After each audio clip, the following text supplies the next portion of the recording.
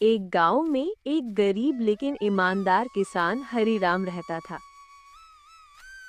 एक दिन वो अपने खेत में काम कर रहा था। हे भगवान, इस बार भी बारिश कम हुई, फसल भी आधी सूख गई है। हरीराम खेत में काम करने के बाद घर की ओर जाने लगता है।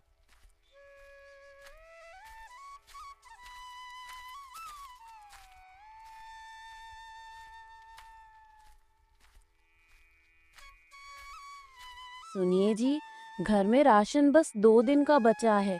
बच्चा भी बीमार है।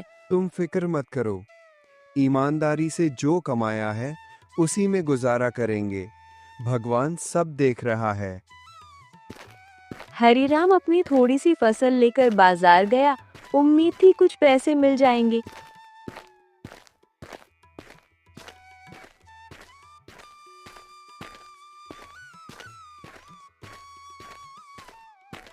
तेरी फसल आधी सड़ी हुई है, ज्यादा पैसे नहीं मिलेंगे, बस 100 रुपए दूंगा। साहूकार जी, ये मेहनत की कमाई है। जो सही दाम हो वही दीजिए, पर गलत तौल मत कीजिए। आजकल कौन इतना सच्चा है।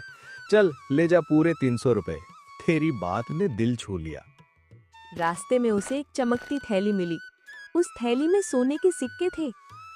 हे भगवान, ये किसका खजाना है? ये तो मेरा नहीं है।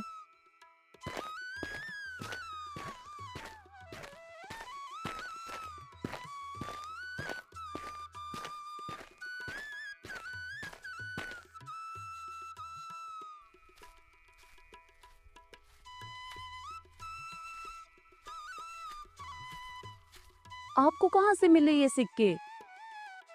रास्ते में मिले, लेकिन ये किसी और के हैं। मैं इन्हें रख नहीं सकता। हरीराम सिक्कों की थैली लेकर गांव के सरपंच के पास जाता है।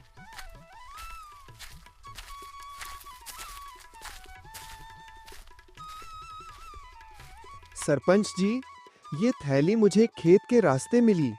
किसी की अमानत है। गांव वाले हरीराम की ईमानदारी पर गर्व करने लगे, मगर असली चौंकाने वाला मोड़ अब आने वाला था। तभी राजा गांव में ये आते सिक्के हैं। मैंने ही रास्ते में जानबूझकर गिराए थे। मैं देखना चाहता था कि कौन सच्चा और ईमानदार है, और मुझे हरीराम मिल गया। मैं तो बस एक छोटा सा किसान हूँ।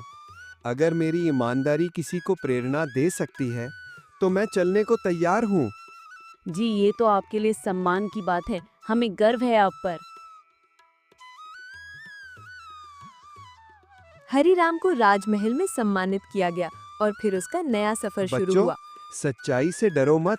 झूठ से हमेशा हार होती है। एक बच्चा झूठ बोलकर फंस जाता है।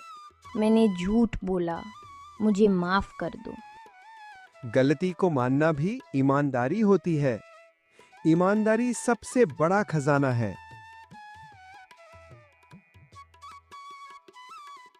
हरीराम की बातें लोगों के दिलों को छूने लगी।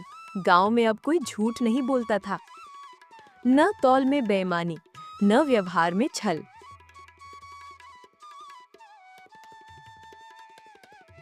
हरीराम, तुमने जो किया वो कोई योद्धा भी नहीं कर पाता।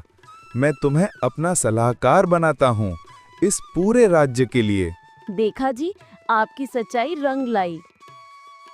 ईमानदारी सबसे बड़ा खजाना है। बच्चों, याद रखना, रास्ता चाहे कठिन हो, लेकिन सच्चाई और ईमानदारी तुम्हें वहां पहुंचा सकती है जहां झूठ कभी नहीं पहुंच सकता।